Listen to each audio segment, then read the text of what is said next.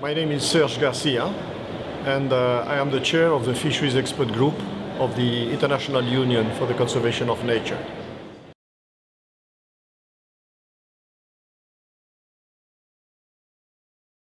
Well, most of the analysis that we have at this moment agree that about 30% of the world stocks are overfished. About 50% of the stocks are what we call fully exploited, which means that all efforts have to be made to maintain them at that sustainable level. And about 10% of the world stocks are still offering some possibilities for expansion. Among the stocks which are overfished, the proportion of stocks which are collapsed, which means depleted quite deeply, represent about 10% of the total at present.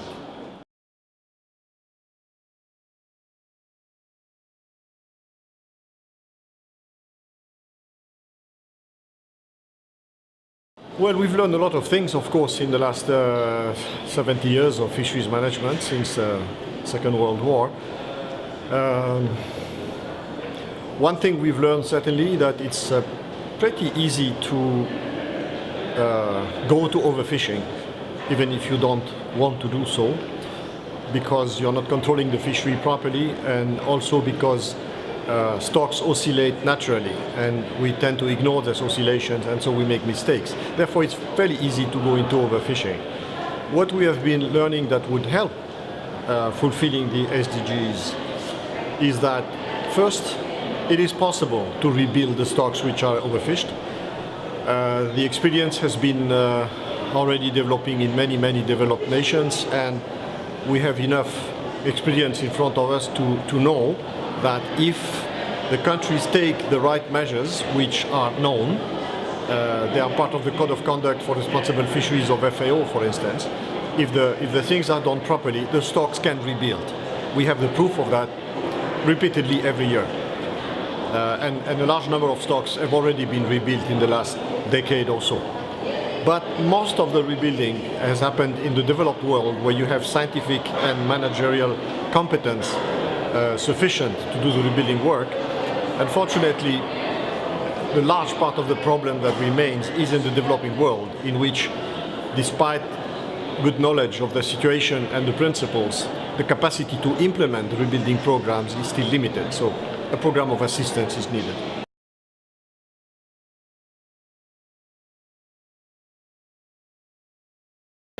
That's a $50 million question, of course, because we are trying to combine here two objectives, which we would be happy to see as win-win situations. Provide as much food as you need, while at the same time providing as much protection to the resource as you need. But we know that this is not possible. So there are trade-offs in that double objective, that dual objectives. And these trade-offs are not easy to ensure. They are easier to combine in the developed world, where we have social safety nets, where we can accommodate for people losing their jobs and livelihoods, and we can create alternative livelihoods out of the fishery sector when it's needed. It's a bit more complicated to achieve in the developing world, where a massive amount of people are working on fisheries, survive on fisheries, which represent a major source of protein, and in these countries, cutting down on fishing pressure to rebuild the resources and recuperate the biodiversity is a bit more complicated, but it can be done. It can be done with enough support, with enough attention, and it can be done if the context around which the fisheries operate, or within which the fisheries operate, is conducive to that sort of rebuilding reform. One important thing, I think, is the collaboration between the two streams of governance. The people that are in charge of fisheries and the people that are in charge of conservation really need to work together. This has happened more and more in the last 2 decades, and in the last decade in particular.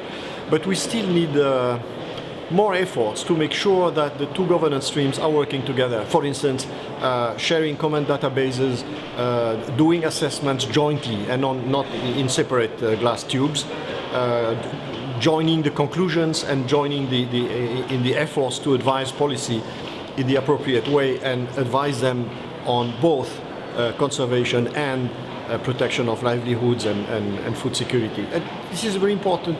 It's a very important issue because obviously if the conservation is not successful, then the food security will not be ensured as well either. So it's a difficult equation, but it can be solved if that coordination exists at national level, of course, and even at local level where the problem is to be solved, but also at international level. And I must say, I think this is improving quite a lot already, but more can be done.